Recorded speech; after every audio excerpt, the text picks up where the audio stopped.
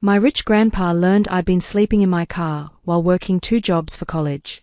Turns out, my family stole $97,000 from my trust fund to build a recording studio.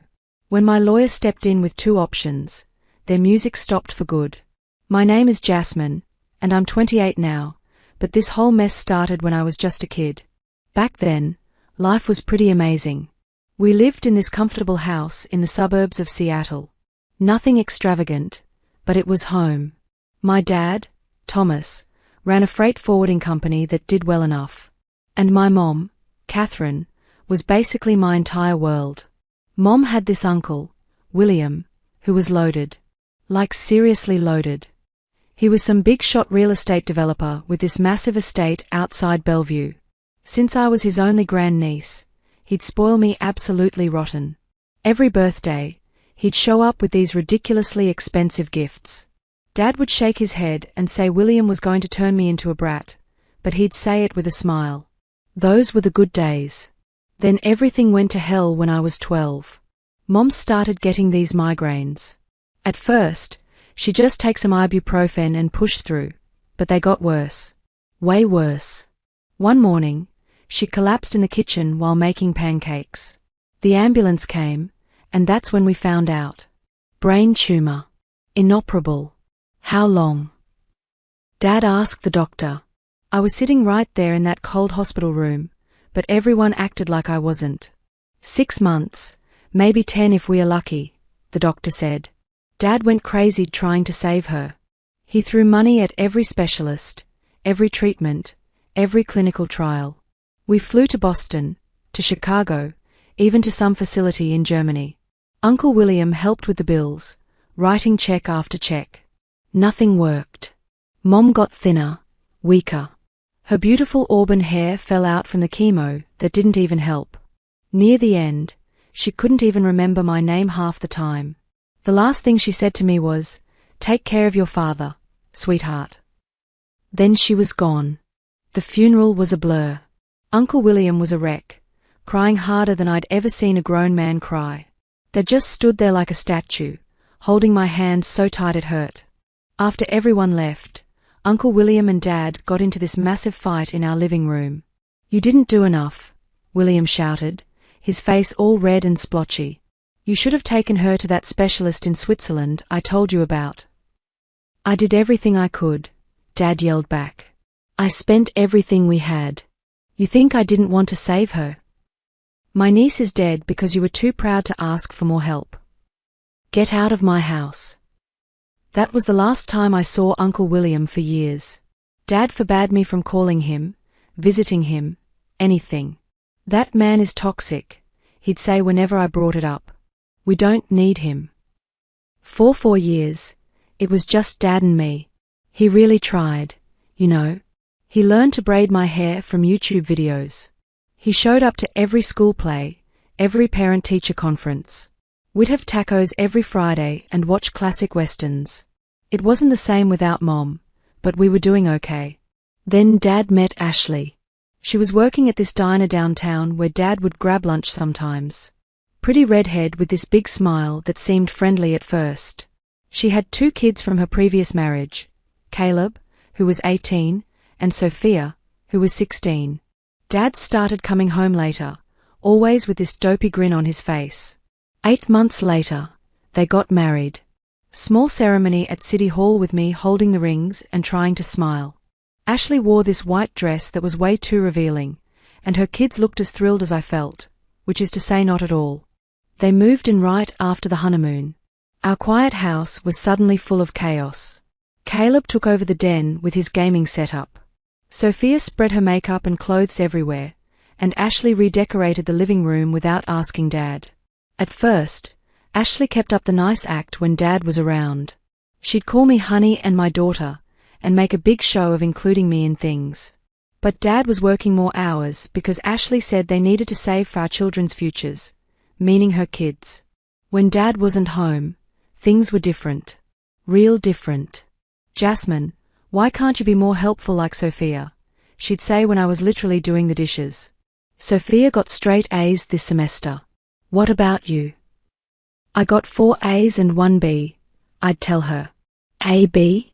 Well, I guess not everyone can be smart like my Sophia. You look just like your mother, she said once. And not in a nice way. Same plain features, same dull hair. When I tried telling Dad, he got mad at me. Ashley is trying her best to be a mother to you, he said. Stop being so difficult. She loves you like her own. Yeah, right. One day, I came home from school and stopped dead in the hallway. All the photos of Mom were gone. The wedding photo that had been on the mantel for years, the family portraits in the hallway, even the small one Dad kept on the side table, all replaced with pictures of Ashley, Caleb, and Sophia. Some had Dad in them, some had me shoved in the corner, but Mom had been erased. Where are Mom's pictures? I asked Ashley. Oh, those old things. I packed them away. We need to move forward as a family, not live in the past. I ran to Dad's home office that night, crying. She took down all of Mom's pictures. He sighed like I was being dramatic. Ashley thinks it's healthier for all of us to focus on our new family. The pictures are safe in the attic. But Mom. Jasmine. Enough. Your mother is gone. Ashley is here now, trying to be a mother to you, and you keep fighting her. I'm disappointed in you. That hurt worse than anything Ashley ever said. Then they cleaned out my room. Well, cleaned out is what Ashley called it. I came home one day to find half my stuff in boxes and Sophia's things taking up the space. My bookshelf now had her trophies. My desk had her laptop. My closet was full of her clothes. We're sharing now, Sophia announced with a smug smile. Mom says sisters share. We're not sisters, I said. Tell that to your dad. Oh wait, you can't. He's at work again. Because that was the other thing. Dad was never home anymore. Ashley had him convinced they needed more money for retirement, for the kids' college funds, for a bigger house. So he worked 70, 80 hours a week. Weekends too. Our Friday taco nights stopped. He missed my school play where I had the lead role. He was too tired to help with homework or just talk. Dad had chosen them. He'd chosen her. When I was 18, Dad died. Some drunk driver ran a red light and hit him head-on. The cops came to the door at 11 p.m. on a Wednesday. Ashley answered, and I heard her gasp from my room. For a second, just 1 second, I thought maybe she actually cared about him. She took over everything about the funeral. Didn't ask me about the music, the flowers, nothing. She picked this funeral home that was way too expensive, invited all her friends who barely knew Dad, and gave this speech about what an amazing husband he was. The day before the funeral, I heard her on the phone with her friend, laughing about some reality show and drinking wine like nothing had happened. At the actual funeral, she sobbed so loud people kept coming up to comfort her. Meanwhile, I sat there numb, wondering how my whole world had fallen apart. The will reading was 3 weeks later. Dad's lawyer, this older guy named Mr. Henderson, looked uncomfortable as he read it. The will was updated 2 years ago, he said, glancing at me. The family business and the house go to Ashley. Jasmine's educational trust fund remains intact, with Ashley as trustee until Jasmine's 25th birthday. Ashley patted my hand. Don't worry, honey. I'll take care of everything. 3 weeks after that, she had contractors at the house. We're converting the attic for you, she announced. Caleb needs a proper room. That's my room, I said. Was your room. You'll be fine upstairs. The attic was scorching in summer, freezing in winter. With a sloped ceiling I hit my head on constantly. They moved all my stuff up there while I was at school. My actual bedroom, the one I'd had my whole life, became Caleb's music paradise. Then came the garage sale. Dad's tools, his fishing gear, his watch collection, even his college yearbooks, all sold to strangers for cheap. Mom's china that had been in storage. Her jewelry box I'd been promised when I turned 18. Photo albums. Gone.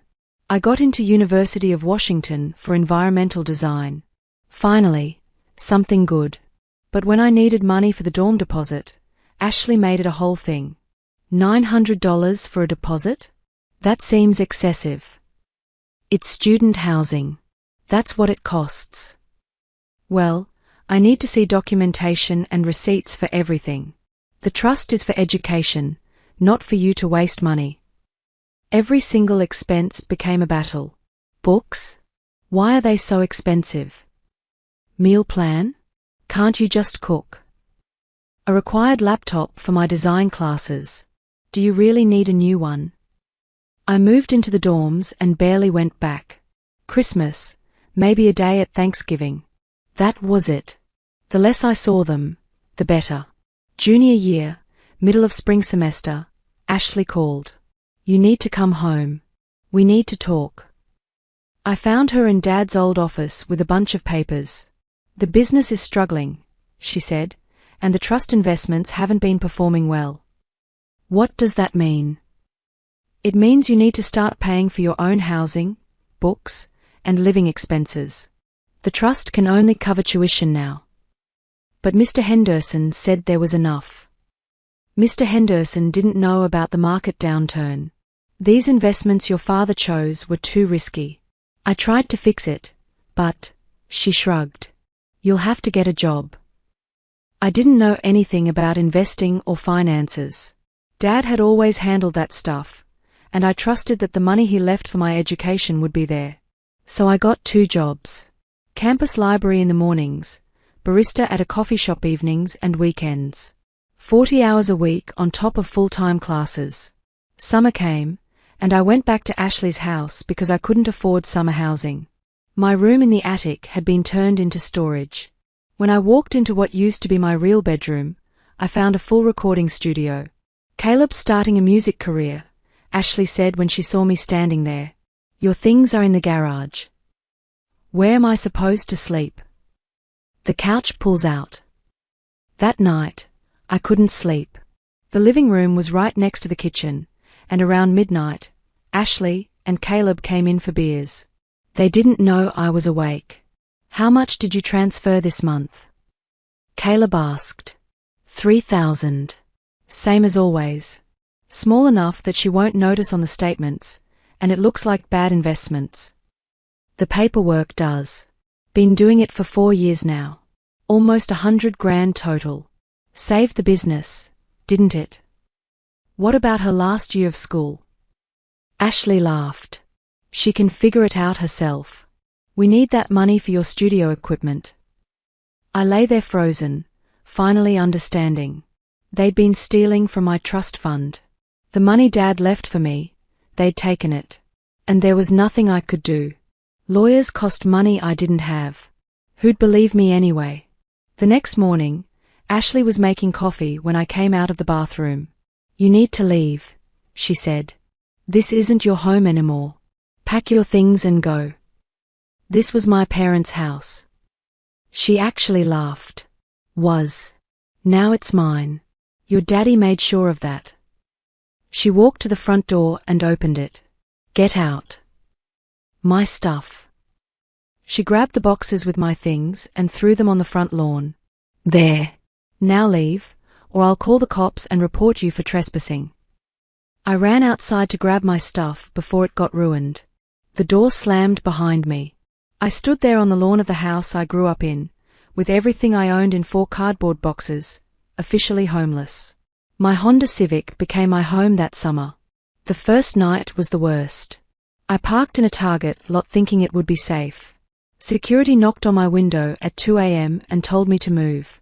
I drove to a residential street, but every noise made me jump. Was someone going to call the cops? Break in? I maybe slept 2 hours. I figured out a routine pretty quick. Park in different spots every night.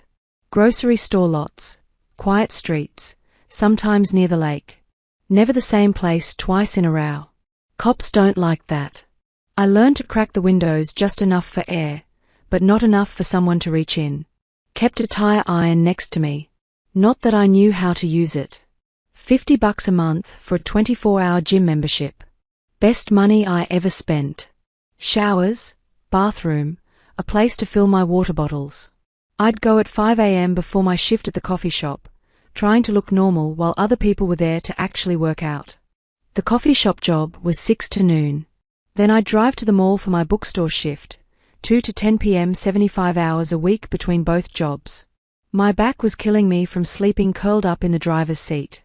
Pacific Northwest summer heat was brutal. Some days it hit 90 degrees and the car turned into an oven. I'd sit in the bookstore break room on my 15-minute breaks, just enjoying the air conditioning. I was saving everything I could for fall tuition. Eating one meal a day, usually something from the coffee shop that was about to be thrown out. Lost 18 pounds I didn't have to lose. My clothes hung off me, but I couldn't afford new ones. September came, senior year. I kept working both jobs while taking 20 credits. My schedule was insane. Classes from 8 to 3, coffee shop 4 to 9, bookstore on weekends. Study in my car with a flashlight. My grades tanked. Professor Ramirez pulled me aside after I fell asleep in his sustainable design class. "Jasmine, what's going on? This isn't like you." "Just working a lot, Professor. I'm fine." He didn't look convinced. But what was I going to say? "Hey, I'm homeless and living in my car? No thanks." October got cold. 40 degrees at night sometimes. I bought a sleeping bag from Goodwill and sometimes splurged on a cheap motel when I couldn't take it anymore. 6 months of this. 6 months of being scared, exhausted, and hungry all the time. Then one morning in November, I was working the coffee shop register, dead on my feet, when a familiar voice said, "Large dark roast, please." I looked up. Uncle William. Older, grayer, but definitely him. His eyes went wide. "Jasmine? My God, is that you?" I froze. Part of me wanted to run. Part wanted to cry. "Hi, Uncle William." "You look..." He stopped. I knew how I looked. Skinny, pale, dark circles under my eyes. "When do you get off?" "Noon." "I'll be back at noon. We need to talk." He came back right at 12 with sandwiches from the deli next door. We sat in his Tesla, and I ate like I hadn't seen food in days, which wasn't far off. "Tell me everything," he said. So I did. Dad remarrying. Him dying. Ashley taking everything. The trust fund theft I'd overheard. Getting kicked out. Living in my car for 6 months. His face got redder with every word. "You've been sleeping in your car? Why didn't you call me after your dad died?" "I didn't have your number. I didn't know how to find you." "That's bull. You could have figured it out. You were too proud. Just like your father." Maybe he was right. Maybe I was too proud. Or too scared. Or too broken. "Pack your things," he said. "You're coming home with me. You should have come to me the day Ashley threw you out." I followed him to his estate in Bellevue in my crappy car. The mansion was even bigger than I remembered. He led me to a guest suite that was bigger than any apartment I'd ever seen. Real bed with clean sheets. Private bathroom with a massive tub. "Get cleaned up," he said. "Take your time. Dinner's at 7. I took the longest, hottest shower of my life. Put on clean clothes that actually fit from a bag I'd kept in my trunk. Slept for 3 hours in that bed and woke up thinking I was dreaming. At dinner, William was all business. "Tomorrow, we see my lawyer. What Ashley did is theft, plain and simple." The next morning, I met Mr. Crawford, William's attorney. Fancy office, serious face. Took notes while I talked. "We can get her removed as trustee immediately," he said. "The theft is criminal. We'll need records, but with what you overheard and a forensic accountant, we'll nail her." "How long will it take?" "Give me 3 weeks to get a court order for the records. Then we'll see exactly what she's done." 3 weeks later, Mr. Crawford called. "It's worse than we thought. She's been transferring money for 4 years. Small amounts, but it adds up to $97,000. Plus, she paid herself excessive trustee fees, used trust assets for personal expenses." The meeting was set for the next Monday. Mr. Crawford's conference room. Ashley walked in wearing designer clothes. I'm sure my trust fund paid for. She stopped dead when she saw me and William. What is this? She asked. Mr. Crawford laid out everything. The forensic accounting. The proof of theft. The criminal charges we could file. That's ridiculous. Those were legitimate investments in the family business. Without documentation? Without formal agreements? While paying yourself $35,000 in trustee fees. Mr. Crawford smiled like a shark. I don't think so. Jasmine chose to leave our home. You threw her out, William said. She's been living in her car for 6 months. Ashley's face went white. Then she tried to recover. She could have come back anytime. Cut the crap, I said. First words I'd spoken. I heard you and Caleb talking. You stole my money. You threw away my parents' things. You took everything. Mr. Crawford slid papers across the table. 2 options.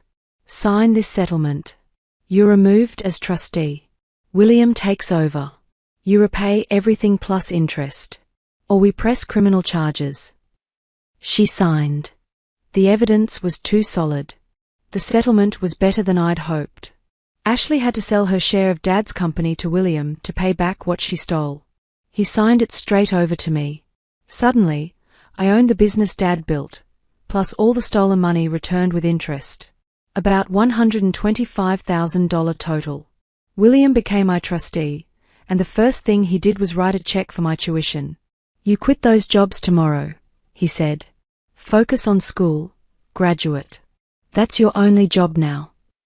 Ashley, Caleb, and Sophia had to sell the house and move. Last I heard, they'd relocated to Arizona. Caleb's music career never happened. Sophia worked retail. Ashley got a job waiting tables, right back where she started.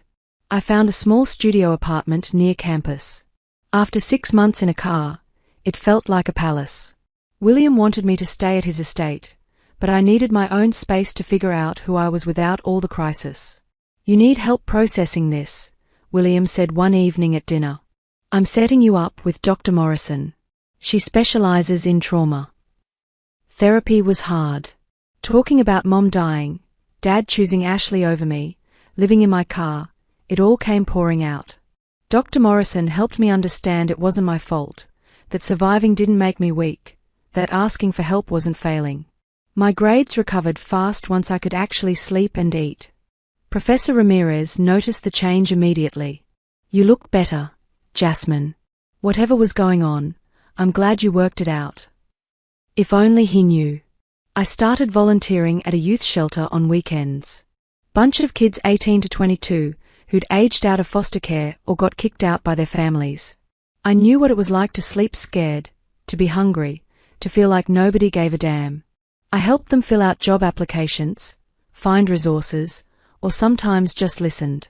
William and I had dinner every Sunday. He told me stories about Mom I'd never heard. How she wanted to be an architect too, but ended up in marketing. How she loved to garden and had designed this amazing landscape plan for his estate he'd never implemented.